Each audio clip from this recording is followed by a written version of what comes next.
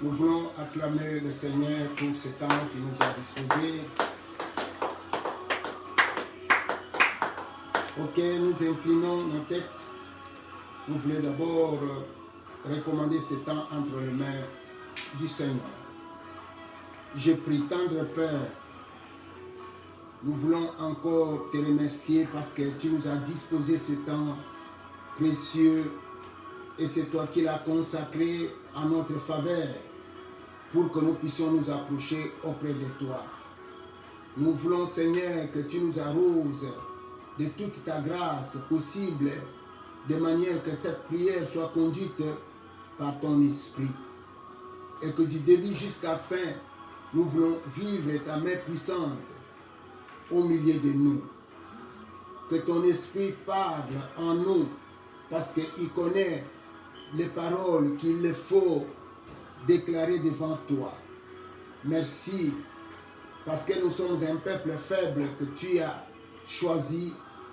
Laisse maintenant, ô Dieu, que ton esprit aussi nous fortifie dans ce travail auquel tu nous as appelés.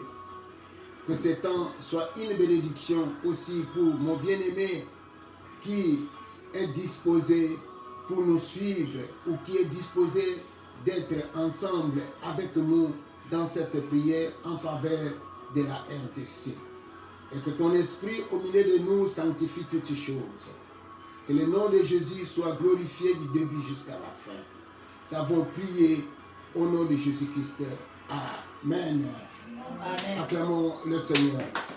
Oui, bien-aimés, nous sommes vraiment dans la joie parce que Dieu nous a fait grâce pour que nous soyons encore en vie, que nous ayons encore le mouvement, que nous ayons encore l'être en ce moment. Et laisse que toi qui nous suis en ce moment et qui s'est engagé à prier ensemble avec nous, que Dieu aussi puisse subvenir à tes besoins. Et pour ceux qui nous captent pour la première fois, sachez que nous sommes dans la mission chaudière. La chaudière, c'est une mission d'intercession que Dieu nous a recommandée. C'est une mission de prier le Seigneur en faveur de la RDC. Voilà les condensés ou la raison d'être de la chaudière. Et nous sommes vraiment dans la joie d'être ensemble avec nous pendant ces quelques minutes qui vont suivre pour que nous puissions prier. Et je te demanderai, toi qui nous as déjà reçus, que vous puissiez partager ces vidéos. Je ne cesse de le dire que cette affaire nous concerne, nous tous, peuple congolais, toutes tendances confondues. La mission chaudière n'est pas là pour prier pour un groupe de personnes ou n'est pas attaché à un regroupement politique ou un parti politique. Nous sommes là dans la moisson de Dieu. Et Dieu nous a appelés pour prier. Nous prions pour notre pays, peu importe ceux qui peuvent être accédés au pouvoir, ceux que Dieu peut choisir pour conduire les choses, peu importe. Mais ce qui nous concerne, c'est prier pour le bien-être, prier pour le bonheur de toute la nation. Que Dieu te bénisse pour ce rendez-vous. Le sous-thème qui va nous conduire dans nos requêtes, dans nos principales requêtes de cet après-midi, il est là. Ce sont les deux grands défis pour le gouvernement de l'exode du Congo. Et c'est toujours dans cette partie du temps du nouvel exode du Congo, Kinshasa. Aujourd'hui, comme vous pouvez le remarquer, nous voulons beaucoup plus centrer nos requêtes sur le premier défi. Parce qu'il s'agit de deux défis, Dieu voulant, le dimanche prochain, nous allons aussi centrer nos requêtes sur les seconds défis. Mais pour aujourd'hui, nous voulons relever d'abord les deux défis et se focaliser principalement sur le premier défi. Et lorsque nous parlons de défis, nous voulons vite considérer ces choses, ces circonstances ou ces événements ou ces actions qui se refusent de se soumettre. Quelque chose ou un acte qui se refuse de se soumettre, qui est là pour montrer l'incapacité de la personne qui est appelée à diriger. C'est dans cette optique-là que nous voulons comprendre par le mot défi. Et les passages bibliques, ils sont là. Nous voulons lire le premier passage biblique qui se trouve dans Zacharie. Nous sommes au 11e chapitre et nous prenons le premier verset jusqu'au 3e verset et nous allons sauter pour prendre le 7e verset. Je suis dans la version de Louis II, je lis. Liban, ouvre tes portes et que le feu dévore tes cèdres. Gémis, cyprès, car le cèdre est tombé. Ceux qui s'élevaient sont détruits. Gémissez, chêne de Bazan, car la forêt inaccessible est renversée. Les bergers poussent des cris lamentables, parce que leur magnificence est détruite. Les lionceaux rougissent, parce que l'orgueil du Jourdain est abattu. Je suis au verset 7. Alors je me mis à paître le brebis destiné à la boucherie, assurément le plus misérable du troupeau. Je pris 2 houlettes. J'appelais l'une grâce et j'appelais l'autre union. Et je fis paître les troupeaux. C'est la parole de Dieu. Nous pouvons acclamer pour cela. Que Dieu nous bénisse. Le verset que nous venons de lire est en train de nous montrer d'une façon symbolique la défaite des puissants, des grands qui entouraient Israël, parce que ici la Bible parle de Jérusalem. Ses ennemis qui l'environnaient, ses voisins qui l'environnaient, et tous ceux qui les soumettaient, tous ceux qui dominaient sur ce peuple. Dieu est en train de déclarer leur défaite. Dieu est en train de montrer qu'il les a évincés en coupant la source, parce qu'il parle ici de la forêt, en coupant la source de leur force, la source de leur richesse, la source de leur honneur, la source de leur gloire.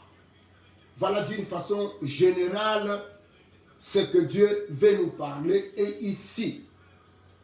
Et dans ce texte, nous, le Seigneur, le Saint-Esprit, nous a conduits pour parler des 2 défis qui s'érigent sur le chemin du gouvernement de l'Exode congolais. Nous parlons de l'Exode, c'est cette période-là de traversée de la nation congolaise pour qu'il arrive à l'indépendance politique, pour qu'il arrive aussi à l'indépendance économique. Et ce sont des choses que nous avons déjà expliquées, nous avons déjà prié, nous avons déjà parlé de cela. Mais d'une façon sommaire pour celui-là qui nous capte en ces jours, parler de l'exode, nouvel exode de la RDC, désigne simplement cette période de traversée qui nous conduit dans notre indépendance politique et notre indépendance économique. Et lorsque nous parlons de notre indépendance, nous sommes en train de prier de notre indépendance politique et économique. Cela veut dire que la politique ou l'économie de notre nation se trouve entre les mains des puissants dominateurs de ce monde. Merci parce que tu nous as suivis et j'étais en train de parler de deux défis. Je disais que sur le chemin du gouvernement de l'exode congolais, lorsque je parle du gouvernement de l'exode congolais, je voudrais voir les chefs de la nation et tous ceux que Dieu a choisis comme étant des chefs qui sont appelés à conduire les pays dans cette période d'exode. Peut-être vous allez dire, non, nous sommes en train de parler du gouvernement actuel. Loin de là. Mais nous savons que Dieu est en train de choisir un homme, un dirigeant, un chef de la nation, et tout autour de lui, il est aussi en train de choisir des gens qui sont appelés à mener ce pays dans notre indépendance politique. Peu importe quelle soit l'actuelle équipe ou une autre équipe qui doit venir, cela nous importe très peu. Mais ce que nous prenons conscience est que le regard de Dieu est dans notre pays et que Dieu, il s'est choisi d'un chef et des chefs tout autour de lui dont nous parlons qu'ils forment un gouvernement et c'est ce gouvernement-là qui est appelé à mener notre nation dans cette étape d'indépendance politique et économique. Et lorsque ce gouvernement est en train de travailler, la Bible est en train de nous montrer que sur leur chemin, il y a deux grands défis qu'ils sont appelés à relever. Et cela c'est pour le bien-être et cela c'est pour le bonheur de tous les peuples congolais. Il s'agit de ils sont appelés à anéantir les puissants qui entourent le peuple congolais et qui dominent sur lui. C'est-à-dire qu'ils sont appelés à remporter des victoires sur les puissants ennemis du Congo. Ça, c'est le premier défi. Ils sont appelés à ramener des victoires. Ils sont appelés à gagner tous les combats, toutes les batailles qui se sont engagés afin qu'ils puissent ramener la victoire dans leur camp. C'est un premier grand défi. Lorsque nous comprenons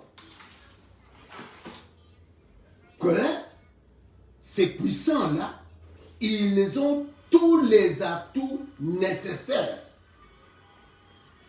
Le deuxième défi auquel ils doivent faire face, c'est créer l'unité interne du peuple congolais autour d'un seul idéal pour tous, qui est le bien-être du Congo-Kinshasa. Sans cette unité interne de tous les Congolais autour d'un objectif précis, et ce seul objectif, c'est celui-là qui concerne le bonheur, c'est celui-là qui concerne d'enlever la misère sur le peuple congolais. C'est ça le deuxième défi. Parce que sans cette unité, et lorsqu'il y a des disparités, il y a des divisions il y a des séparations au sein du peuple congolais, il sera difficile que nous puissions atterrir là où le bonheur existe, là où tout un chacun, il peut se retrouver dans notre nation. Voilà les deux grands défis. Et ces défis que nous venons de citer et nous amènent à une seule problématique qui est par quel moyen ce gouvernement d'Exode va-t-il s'appuyer pour qu'il puisse relever les défis, ces deux grands défis? Par quel moyen ce gouvernement de l'Exode va-t-il jouer pour qu'il puisse relever ces défis-là sur leur chemin? Surtout lorsque nous sommes en train de considérer les atouts politiques, les atouts financiers, les atouts diplomatiques et les atouts militaires dont disposent ces puissants dominateurs. C'est là où nous nous posons la question. Comment ce gouvernement va-t-il arriver à relever ces deux grands défis? Ces choses qui vont résister, qui vont refuser de laisser la place, de se soumettre à la volonté de ce gouvernement pour qu'ils amènent le Congo dans une indépendance politique. Et qui sont un gouvernement de recrues. Un gouvernement de gens qui n'ont pas d'espérance. Un gouvernement de recrues. Des gens qui n'ont pas d'assises. Ils n'ont pas d'assises politiques. Ils n'ont pas de force économique. Ils n'ont pas de force financière. Parfois, on se retrouve avec des chefs, des responsables, même sur le plan national. Ce sont des gens qui n'ont pas les atouts. Même un appui sur le plan international, ils n'en disposent pas, même pas.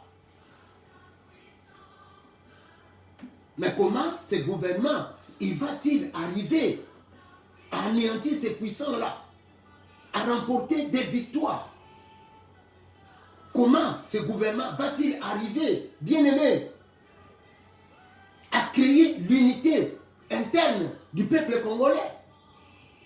Voilà ce qui pousse aujourd'hui, bien-aimé, la mission Chaudière à tourner les regards vers Dieu.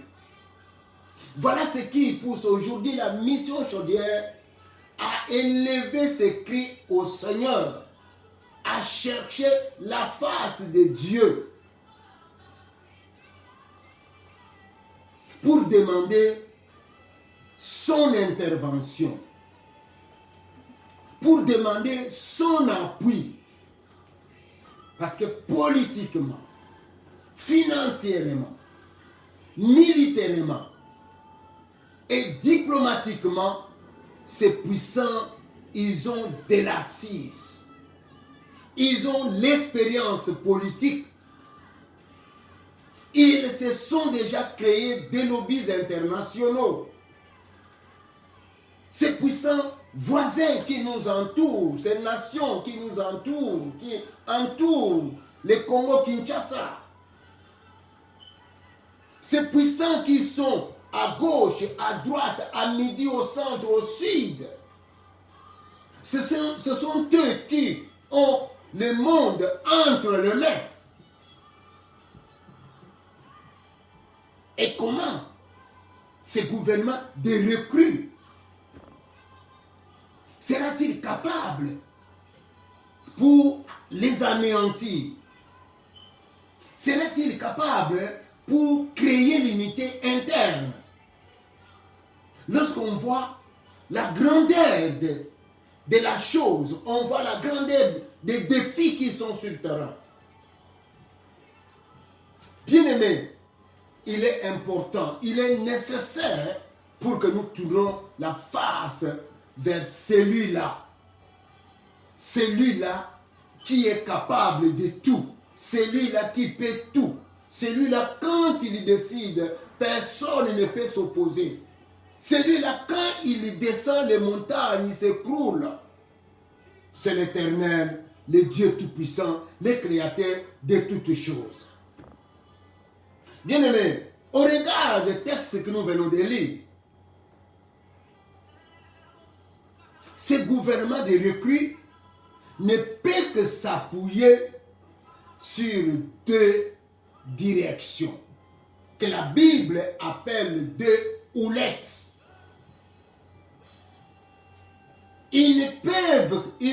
Ces chefs ne peuvent que s'atteler sur deux houlettes. Le premier, c'est la grâce de Dieu. Ils doivent compter sur la grâce de Dieu. Et le deuxième, c'est l'unité, comme le parle la Bible au verset 7 de Zacharie, 11e chapitre. Et aujourd'hui, nous voulons parler de la première houlette, qui est la grâce de Dieu. Ce premier instrument, ce premier moyen qui permettra de conduire ce gouvernement de recrues, ce gouvernement d'exode congolais, pour qu'ils arrivent à leur objectif, pour qu'ils parviennent à relever ces défis sur le terrain. Ils doivent compter sur deux houlettes, sur deux choses, sur deux moyens. Et le premier moyen ou la première direction vers qui ils doivent tourner les regards, c'est sur la grâce de Dieu. Ils doivent compter sur la grâce de Dieu. Pourquoi ce gouvernement de recrues doit-il compter sur la grâce de Dieu? Parce que la grâce de Dieu est quelque chose qui est au-dessus de toutes choses. La Bible dit que la grâce de Dieu est plus excellente que toute chose. Et lorsqu'il se saisit de la grâce de Dieu, lorsqu'il tourne les regards, il ne compte que sur la grâce de Dieu. Spirituellement, ils ont touché le moyen le plus excellent de tous les moyens, qui surpasse même les moyens financiers, qui surpasse même les moyens scientifiques, qui surpasse même les moyens militaires, qui surpasse même les moyens politiques, les moyens diplomatiques dont disposent ces gens-là. Nous prenons le premier texte et nous sommes dans les livres des Proverbes. Je suis au verset 22. Je vais prendre le premier verset. C'est dire que Proverbe 22, le verset 1. Je lis plutôt, la réputation est préférable à de grandes richesses. Et la grâce vaut mieux que l'argent et que l'or. C'est la parole de Dieu.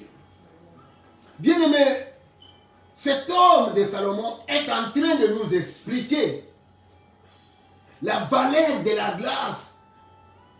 Cette grâce-là dont ces gens ont besoin.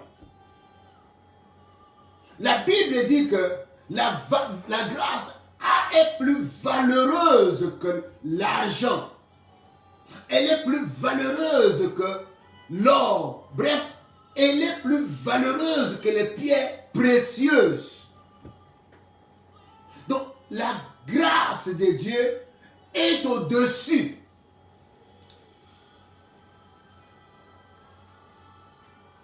de l'argent, au-dessus de l'or. Lorsque nous considérons la valeur de l'or, lorsque nous considérons la valeur de l'argent, parce que nous connaissons ce que les riches du monde ils se permettent de faire avec l'argent. Et la Bible est en train de nous dire que la grâce de Dieu est plus valeureuse que cela. Donc, si ce gouvernement, ou comme ce gouvernement, il va compter sur la grâce de Dieu,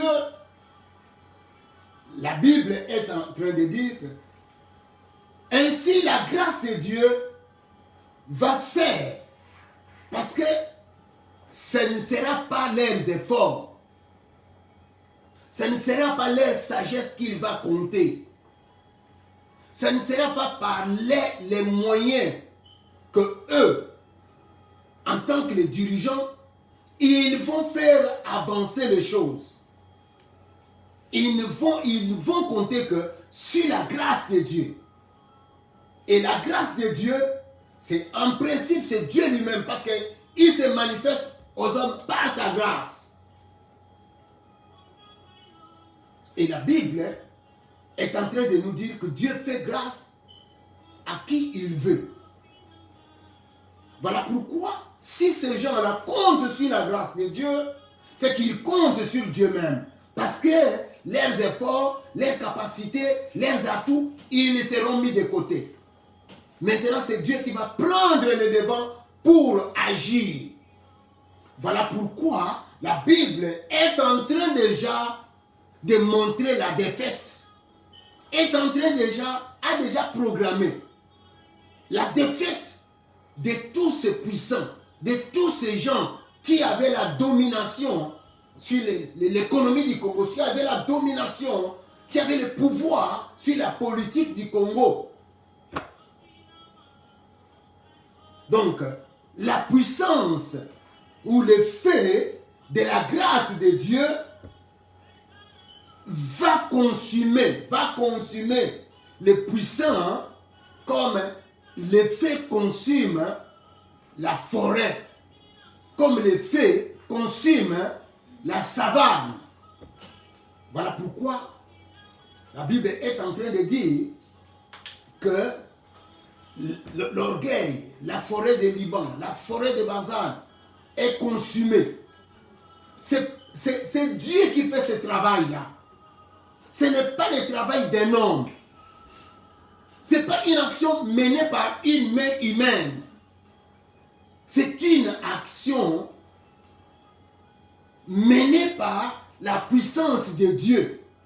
Et lorsque nous parlons de la grâce de Dieu, c'est la main puissante de Dieu lui-même qui va agir.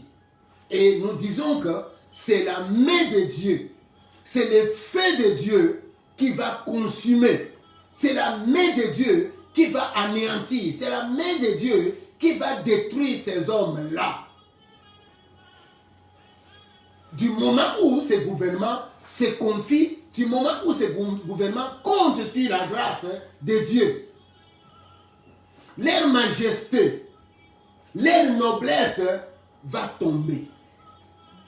La main de Dieu va faire anéantir. La main de Dieu va faire tomber leur majesté, leur noblesse, la dignité qu'ils avaient.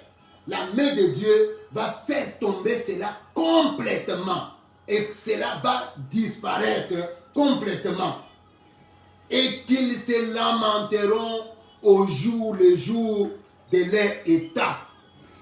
Et qu'ils se lamenteront au jour de leur situation.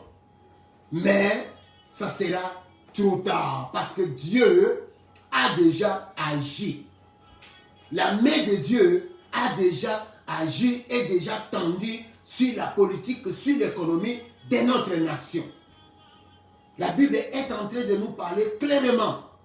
Israël, lorsqu'il est sorti de l'esclavage égyptien, ce peuple n'est plus rentré en Égypte. Pourquoi? Parce que ce n'est pas la main d'homme qui les a fait sortir. C'est la main de Dieu. C'est la puissance de Dieu. Oh, la puissance de Dieu, c'est une puissance qui est irréversible. Lorsque Dieu fait essuie une défaite, essuie un échec à quelqu'un, la personne ne peut pas renverser cette équation-là. Cette défaite est irréversible, comme on le dit. Cette défaite ne peut plus être renversée pour que non, Dieu soit vaincu. Jamais. Parce que l'Éternel, c'est un Dieu redoutable. Il n'a jamais échoué. Il n'a jamais été vaincu par aucune main, quelle que soit la force que cette main dégage.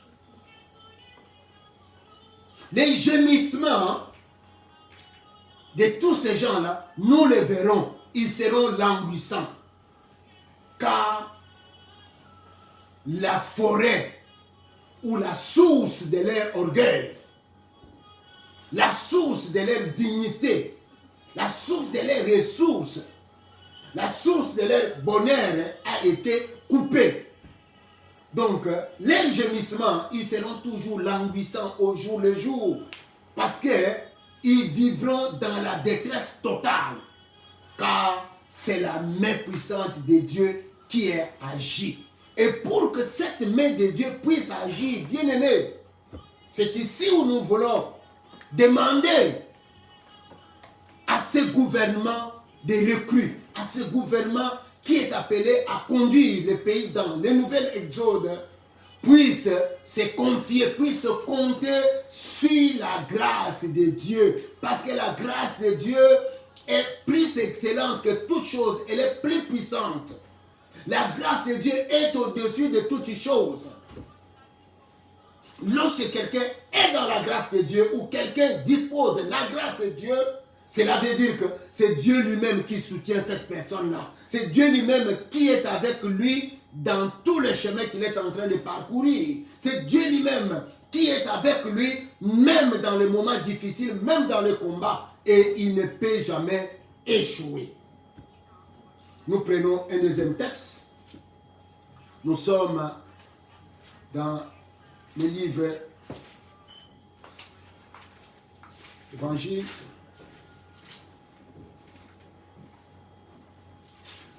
Je lis Tite, chapitre. Je suis au chapitre 2, je prends le verset 11. Il est écrit ceci.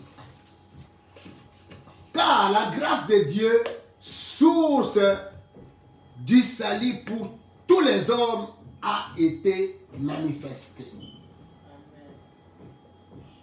Ici, la Bible nous parle que la grâce de Dieu, c'est la source du salut. Nous n'avons pas une autre source pour notre salut. Bien aimé, il n'y a pas une autre source de bonheur, du bien-être. Il n'y a pas une autre source d'une vie politique excellente, d'une vie économique meilleure pour notre pays, si ce n'est que par la grâce de Dieu, si ce n'est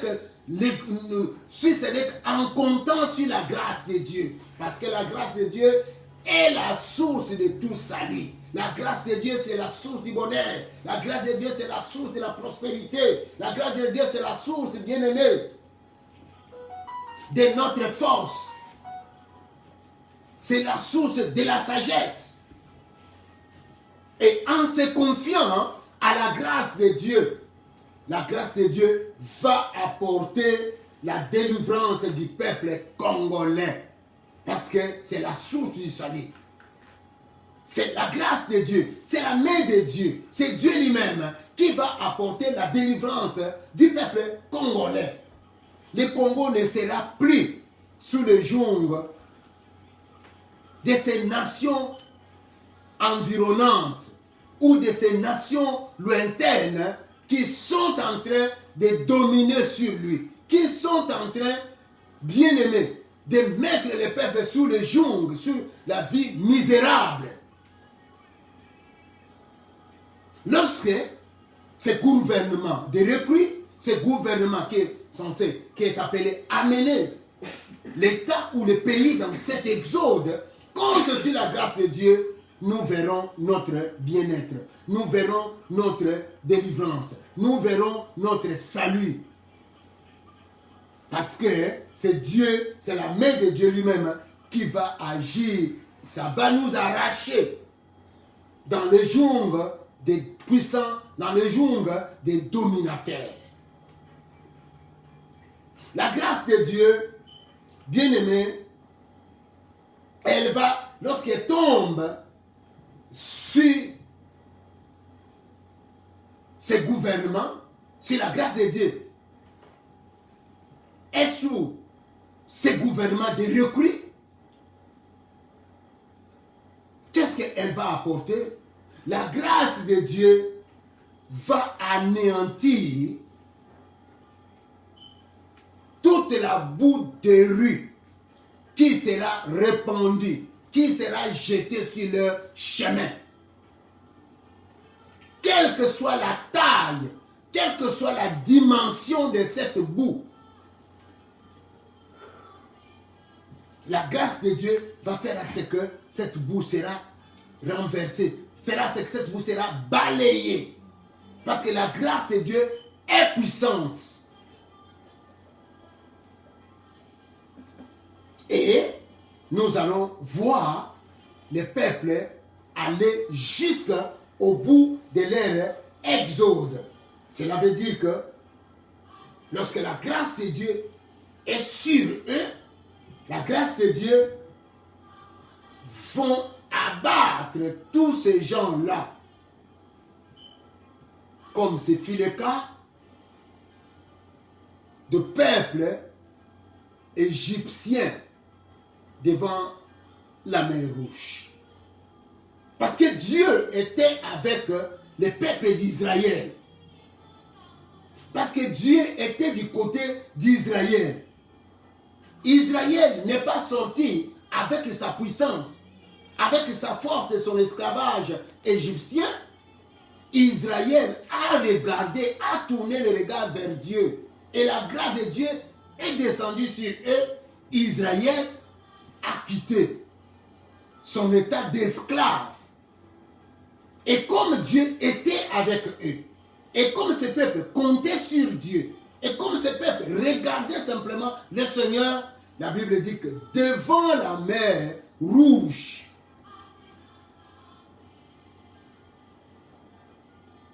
devant ces grands défis-là, ce peuple a traversé.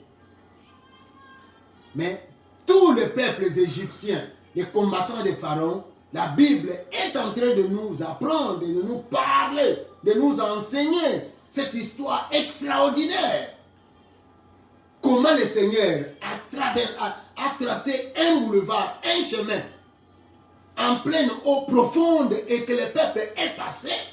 Et lorsqu'il sera venu le tour des cavaliers égyptiens, la Bible dit que les eaux se sont renouées et tout le monde a été noyé et mort. Donc ce n'est pas la main des Israélites, bien-aimés, mais c'est la main de Dieu. Parce que ce peuple était avec Dieu. C'est la grâce que Dieu répandait sur la vie de ce peuple-là. Et si nous aussi, ce gouvernement compte sur la grâce de Dieu bien-aimé, cette grâce-là, elle va abattre tout ce monde-là, comme ce fut le cas des Égyptiens dans la mer Rouge, comme ce fut le cas aussi de cet homme de David au devant du Goliath. Lorsque nous voyons aussi cette histoire, nous voyons comment quelqu'un qui est sous la grâce de Dieu, comment quelqu'un qui a Dieu avec lui, une personne dont Dieu est dans son camp, agit, quelle que soit sa taille. David, la Bible nous apprend que par rapport à la taille, par rapport à tout, à Goliath, David, il est tout à fait petit. Mais regarde comment ce petit homme a renversé ce grand homme aux tailles extraordinaires avec un armement formidable. C'est dire que quelle que soit la taille de l'armement qu'ils peuvent avoir, quelle que soit la taille des puissances, des finances qu'ils peuvent avoir, quelle que soit la taille de la diplomatie qu'ils ont entre les mains, des stratégies politiques qu'ils peuvent avoir. Mais lorsque la grâce de Dieu est sur ce peuple, lorsque la grâce de Dieu est sur ce gouvernement de recrues, c'est-à-dire un gouvernement qui ne connaît rien, un gouvernement de recrues, la main de Dieu va agir, la main de Dieu va les confondre, comme ce fit le cas pour David devant Goliath, où Israël devrait relever le défi. Ce n'était pas le défi pour Goliath, plutôt pour David, mais c'était le défi d'Israël. Mais un homme s'est élevé, un petit homme, entre guillemets, s'est élevé pour relever ce défi-là. Et il l'a vaincu. Pourquoi? Parce que Dieu était de son côté. Ce n'est pas lui qui a agi. Bien qu'il ait lancé sa pierre sur sa lance, mais ce n'est pas cette pierre-là qui a travaillé. C'est la puissance du Saint-Esprit. C'est la main de Dieu qui est là. C'est la main de Dieu qui a accompagné cette pierre. Voilà ce que peut faire la grâce de Dieu. Et la grâce de Dieu va donner le salut. Ça, soyez-en sûrs, bien-aimés. Et là, c'est une parole que nous sommes en train de dire prophétiquement.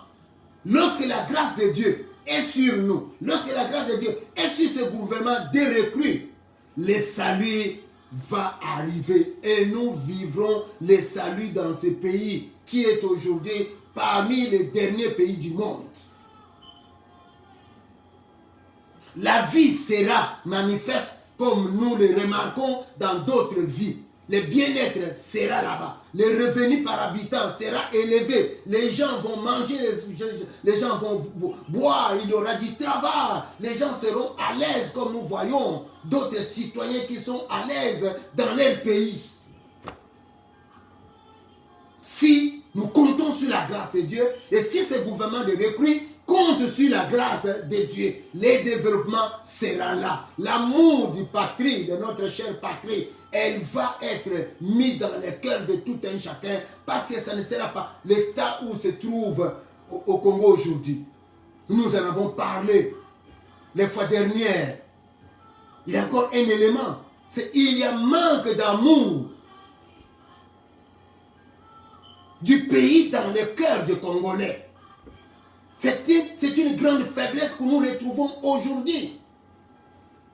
Quand chacun il va, quand chacun a une portion, a une parcelle de responsabilité, il s'en accapare, il profite tout ce qu'il y a là-bas. Il cherche des voies et moyens pour que lui puisse vivre, pour que lui puisse amasser, s'accumuler des richesses. Pourquoi? Parce que l'amour de la patrie n'est pas dans leur cœur. Et lorsque la grâce de Dieu est là, c'est la main de Dieu lui-même qui va s'aimer cet amour dans les cœurs. Parce que Dieu lui-même, c'est l'amour. Personne ne peut avoir l'amour véritable en lui sans que cet amour soit posé par Dieu, sans que cet amour soit l'apanage de Dieu, c'est l'apanage de Jésus-Christ par le Saint-Esprit de Dieu. Sans cela, l'amour véritable ne sera pas là. Il ne sera plus qu'un amour hypocrite. Et nous croyons, lorsque ce gouvernement espère, lorsque ce gouvernement compte sur la grâce de Dieu, l'amour de la patrie sera né dans le cœur de tout un chacun. Et surtout de ceux qui sont appelés à diriger les choses, de ceux qui sont appelés aux commandes de la nation congolaise. Voilà le temps de notre exhortation. Que Dieu vous bénisse. Nous pouvons acclamer notre Seigneur.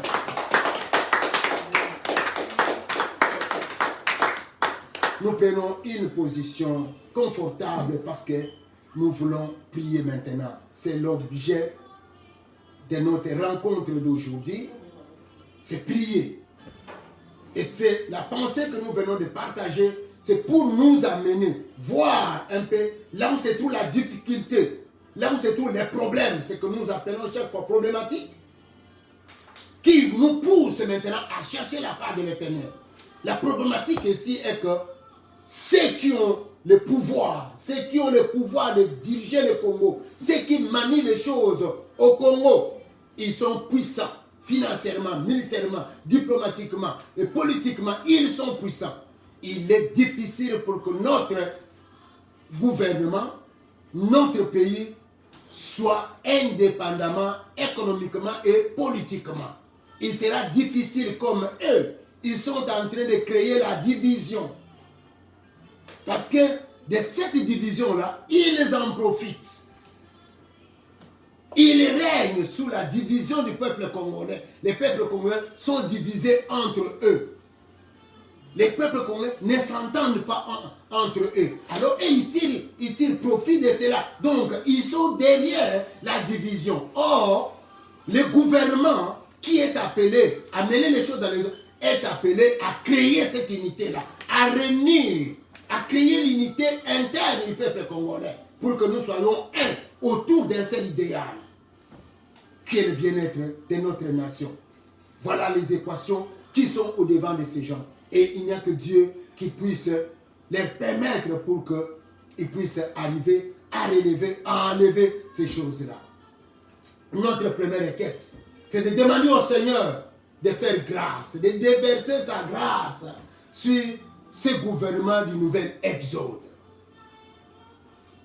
Lorsque nous demandons au Seigneur de manifester sa grâce, c'est que nous voulons que Dieu soit ensemble avec ce gouvernement, avec ses chefs, avec ses hommes qu'il s'est choisi lui-même, qu'il fasse grâce à ces hommes-là, qu'il fasse grâce à ceux qui sont appelés à mener le peuple dans cette étape, dans ce temps de nouvel exode, que le Seigneur, le Dieu Tout-Puissant, leur déverse sa grâce.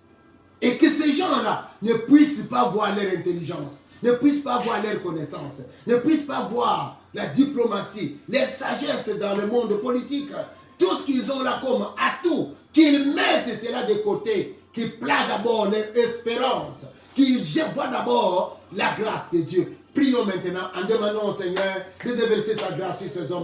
Prions au nom de Dieu. Oh Seigneur Jésus, nous venons à toi. Parce que Seigneur, c'est toi le pourvoyeur de toutes choses. Tu fais grâce à qui tu veux, Seigneur.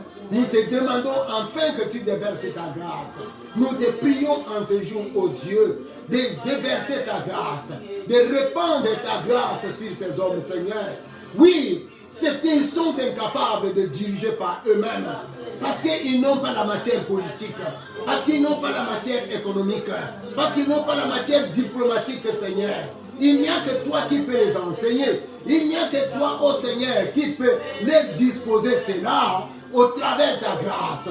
Voilà pourquoi nous te prions en ce moment. Toi qui es le pourvoyeur de toute grâce, toi qui es le pourvoyeur, le donateur de toutes choses, le dispensateur, ô Dieu, de toute grâce, que tu puisses déverser ta grâce. Que ta grâce repose, que ta grâce soit répandue, Seigneur, si ces chefs, si ce gouvernement, oh Dieu, qui est appelé gouvernement de repris, qui sont incapables par eux-mêmes, qui ne maîtrisent pas, qui n'ont pas la matière, il n'y a que toi qui peux les aider. Seigneur, viens à leur secours. Seigneur, montre-toi en eux. Nous te demandons le Dieu véritable. Nous te demandons le Dieu suprême. C'est lui-là, oh Dieu, qui fait grâce à qui tu veux, Seigneur. Si tu déverses sa grâce sur ce gouvernement, quel est cet homme-là, Seigneur, qui peut te demander des explications? Et tu auras à te justifier auprès de qui? Lorsque toi, tu es un Dieu souverain, tu as dit que tu fais grâce à qui tu veux. Lorsque tu fais grâce à Y, Z n'a pas le pouvoir de te demander des explications. Lorsque tu fais ta grâce à Z, Y, oh Dieu, n'a pas à te demander des explications, Seigneur. Parce que tu es le Dieu souverain. Tu fais ce que tu veux, oh Dieu. Nous te prions, Seigneur, Oh Dieu Tout-Puissant, Dieu miséricordieux, Dieu qui a aimé le Congo, Dieu qui a déversé dans ce pays toutes sortes de potentialités pour que les autochtones, pour que les Congolais puissent aussi se réjouir, comme se réjouissent d'autres peuples des nations du monde, Seigneur. Ils se réjouissent de leur richesse, ils se réjouissent de leur économie, ils se réjouissent, Seigneur, de tout ce que tu leur as donné en don, Seigneur. Déverse ta grâce, oh Dieu, sur ce gouvernement, qui puisse amener ce peuple congolais à cette réjouissance-là, Seigneur. Qui se réjouissent, Seigneur, de tout ce que tu leur as donné. Qui se réjouissent aussi, oh Dieu, de toutes les richesses que tu as données à ce peuple-là. C'est pour eux que tu les as données, cela, Seigneur. Nous te prions, Seigneur. Fais grâce à ce gouvernement. Fais ta grâce, oh Dieu, à ces chefs, à ces hommes et femmes que tu as choisis, Seigneur, pour conduire cet exode, ce gouvernement de recrues, oh Dieu, que tu as mis pour que ces gens-là puissent amener le Congo dans cette étape, dans cette indépendance, Seigneur. Oh notre Dieu, merci Seigneur. Nous allons demander à Dieu.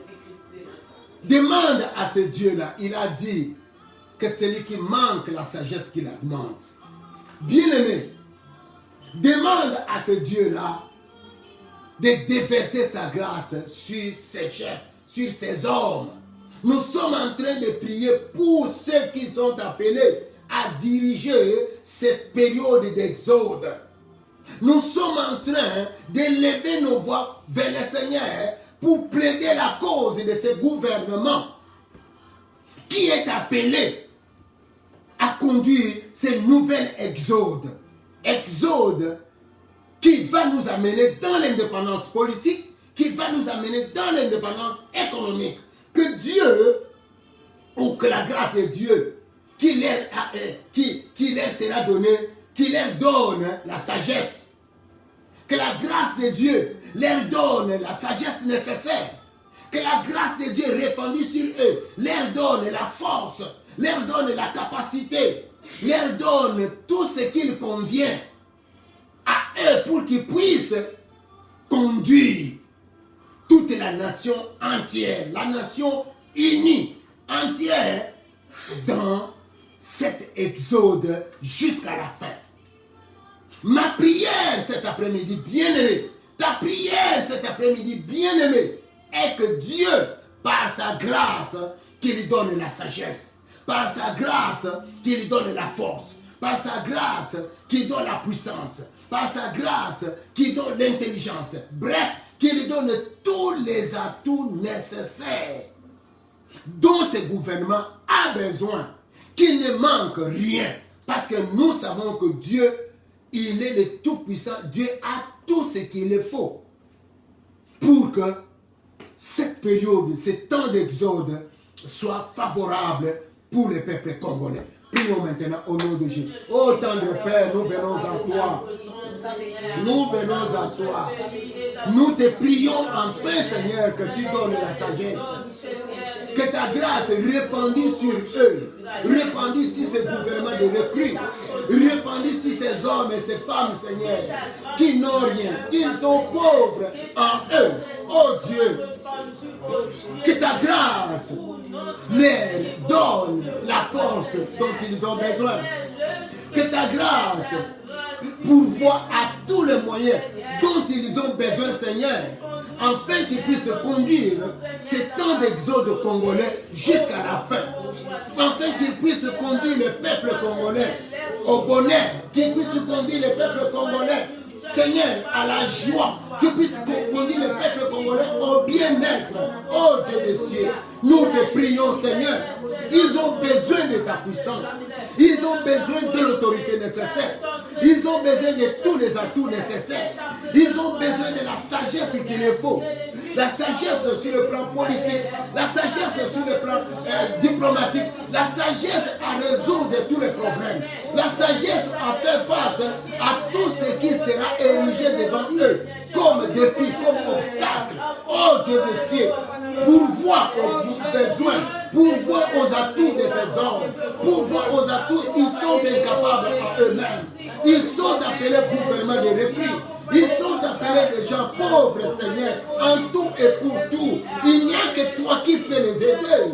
Il n'y a que toi qui peux pourvoir à leurs besoins, Seigneur. À leurs besoins spirituels, oh Dieu.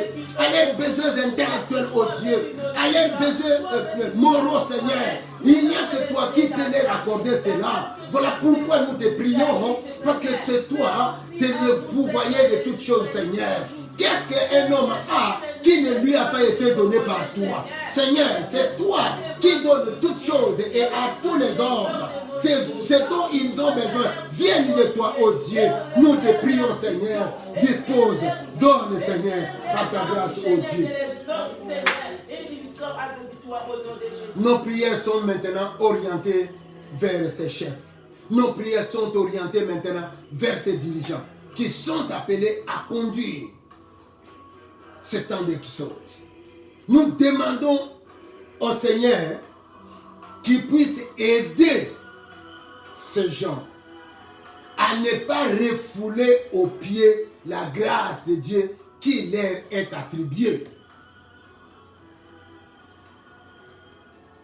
Qu'ils ne puissent pas rejeter la grâce de Dieu qui leur est attribuée. Cette grâce d'être ensemble avec le Seigneur. Cette grâce de marcher ensemble avec le Seigneur. Cette grâce d'être choisi par le Seigneur. Qu'ils ne puissent pas, bien aimer, refouler. Qu'ils ne puissent pas rejeter cette grâce-là. Qu'ils ne puissent pas abandonner cette grâce-là. Mais au contraire, qu'ils puissent abonder dans cette grâce. Que le Saint-Esprit de Dieu les soutienne.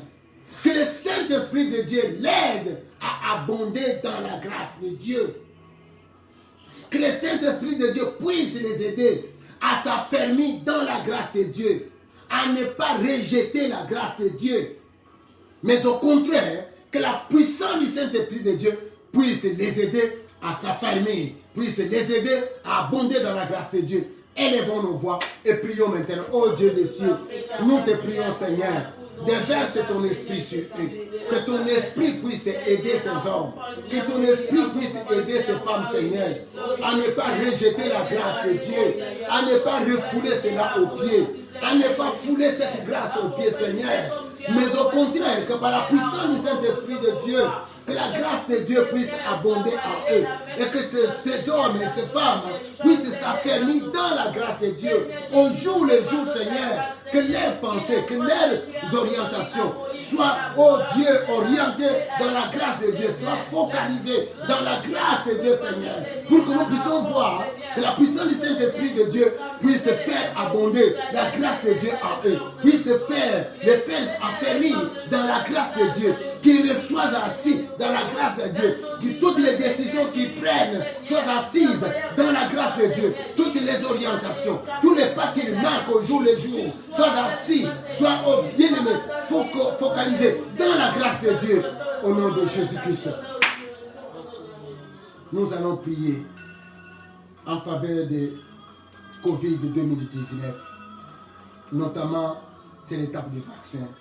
Que la main de Dieu contrôle toutes choses dans ce vaccin qui est mis en circulation. Que la main de Dieu puisse arracher ses enfants de tout danger, de tous les effets pervers qui sont derrière ces vaccins, les effets pervers qui sont agencés, qui sont préparés par le monde des ténèbres pour détruire spirituellement le peuple de Dieu, pour détruire spirituellement les enfants de Dieu. Que le Seigneur qui a le contrôle de toutes choses, qui contrôle ces vaccins qui sera inoculé dans la vie des enfants de Dieu, dans la vie des peuples de Dieu. Que la main de Dieu puisse conduire cela. Que la main de Dieu puisse être au contrôle. Que l'Esprit de Dieu qui est vivant, l'Esprit de Dieu qui est manifeste, parce que notre Dieu c'est un Dieu omniprésent, qu'il contrôle toutes choses, qu'il contrôle la vie de ses enfants. Oui, le monde des ténèbres a préparé des ennuis spirituels. Le monde des ténèbres a préparé des ennuis charnels. Mais que le Seigneur puisse arracher ses enfants. Que le Seigneur puisse défendre défendre ses enfants de au nom de Jésus-Christ. Prions, ô tendre Père, nous voulons te recommander cet épisode de Covid-2019. C'est l'épisode de la vaccination. Nous voulons, Seigneur, que ta main contrôle toutes choses. Que ta main préserve, ô Dieu, ton peuple, les enfants de Dieu, partout où ils sont éparpillés, ils sont dissimés dans ce monde. Ô Seigneur, de ces vaccins, de tout ce qui est nocif, de tout ce qui peut détruire leur vie spirituelle, leur vie physique. Seigneur, que la main de Dieu puisse conduire cela au nom de Jésus-Christ. Que tu sois au contrôle de ces vaccins, partout où il sera inoculé dans la vie de tes enfants, dans les corps de tes enfants. Que ta main soit là, que tu sois au contrôle dans le nom de Jésus-Christ. Bien-aimés dans le Seigneur, nous sommes à la fin de notre temps réglementaire par rapport à notre temps d'intercession, la chaumière. Oui, si nous pouvons être encore ensemble le dimanche prochain avec vous, comme cela fut le cas aujourd'hui, ce sera une bénédiction pour le royaume de Dieu. Voilà pourquoi nous te demandons de ne pas abandonner cette vie de prière en faveur de la RDC, mais d'être toujours ensemble avec nous. Et notre rendez-vous est pris pour le dimanche prochain, mais aussi mercredi, comme je voulais le dire, à 11h30, avec la femme délicieuse, avec la servante de Dieu, le pasteur Marthe. Quant à nous, c'est la mission chaudière avec le pasteur Pierre. Que Dieu vous bénisse. Ciao. On acclame le Seigneur.